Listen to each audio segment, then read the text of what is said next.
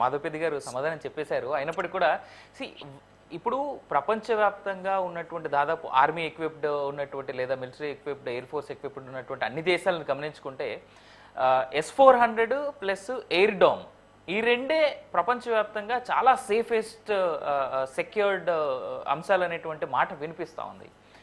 Air dome ఏమో మనం Israel దగ్గర నుంచి అడాప్ట్ చేసుకున్నాము, వాళ్ళ దగ్గర నుంచి తీసుకున్నటువంటి టెక్నాలజీ. S-400 ఏమో రష్యన్ దగ్గర నుంచి తెచ్చుకున్నటువంటి టెక్నాలజీ.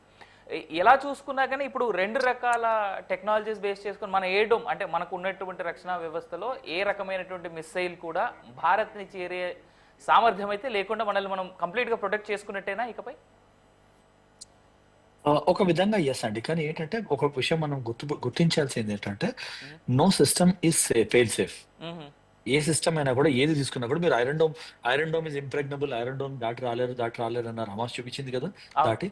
సో అది అది ఒక విషయం చాలా జాగ్రత్తగా గుర్తుపెట్టుకోవాలి. రెండోది అన్ఫార్చునేట్ గా యూనో పాకిస్తాన్ దగ్గర ఉన్న న్యూక్లియర్ కేబిలిటీ ఏదైతే ఉందో ఆ బటన్ న్యూక్లియర్ బటన్ ఎవరి దగ్గర ఉందన్నది, అది వాళ్ళ ప్రెసిడెంట్ దగ్గర ఉందా, ప్రైమ్ మినిస్టర్ దగ్గర ఉందా, మిలిటరీ చీఫ్ దగ్గర ఉందా, ఐఎస్ఐ చీఫ్ దగ్గర ఉందా, లేకపోతే ఈ టెర్రర్ యుంటా ఉంటుంది, terror group leaders Masood Azhar ఇంకా హాఫిజ్ సయీద్ వీళ్ళందరి గ్రూప్ ఒకటి ఉంది, ఒక లీడర్షిప్ గ్రూప్ ఉంది టెర్రరిస్ట్.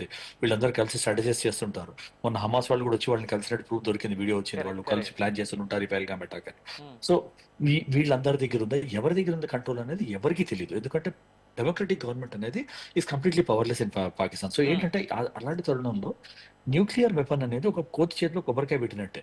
సో దాని కంట్రోల్ ఎవరి దగ్గర ఉందని తెలియదు. ఎందుకు న్యూక్లియర్ పాయింట్ తీసుకొస్తున్నాను అంటే, ఒక nuclear weapon after you have equipped it with war head, nuclear war head తోటి మీరు లోడ్ చేసి న్యూక్లియర్ వెపన్ ని ఫైర్ చేస్తే దాని పాత్ ట్రజెక్టరీని కానీ, దాని డిస్టెన్స్ని కానీ, దాన్ని హిట్ రేంజ్ని కానీ, దాన్ని ఇంటర్సెప్ట్ చేసే కేపబిలిటీ కానీ ప్రపంచంలోనే ఏ దేశానికి లేదంటే.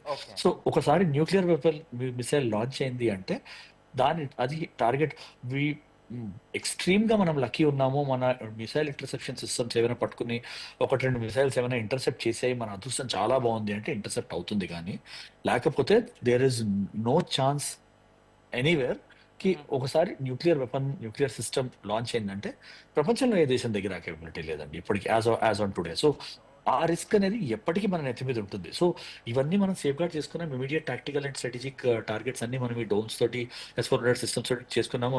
అవి already they repaid the faith. మనం దానిలో ఇన్వెస్ట్ చేసిన మనీ అంతా నిన్న రాత్రి నుంచి వాళ్ళ దాకా they repaid that money and repaid that investment. But ఇవి లాంగ్ టర్మ్ లో న్యూక్లియర్ అటాక్ మీద ఎంతవరకు మనని ప్రొటెక్ట్ చేస్తాయి అనేది మనం వేచి చూడాలి. అన్ఫార్చునేట్లీ చూడాల్సిన తరుణం రాకూడదని నేను హోప్ చేస్తున్నాను. ఆ న్యూక్లియర్ వార్ దాకా వెళ్లే స్కోప్ రాకూడదని నేను హోప్ చేస్తున్నాను. బట్ అది వచ్చిందంటే నా భయం ఏంటంటే న్యూక్లియర్ వెపన్ ఆపే కేపబిలిటీ ప్రపంచంలో ఏ దేశానికి లేదు, ఏ టెక్నాలజీకి లేదు. అన్ఫార్చునేట్ గా అదొక భయం మాత్రం నా మైండ్ లో ఎప్పటికీ ఉంటుందండి.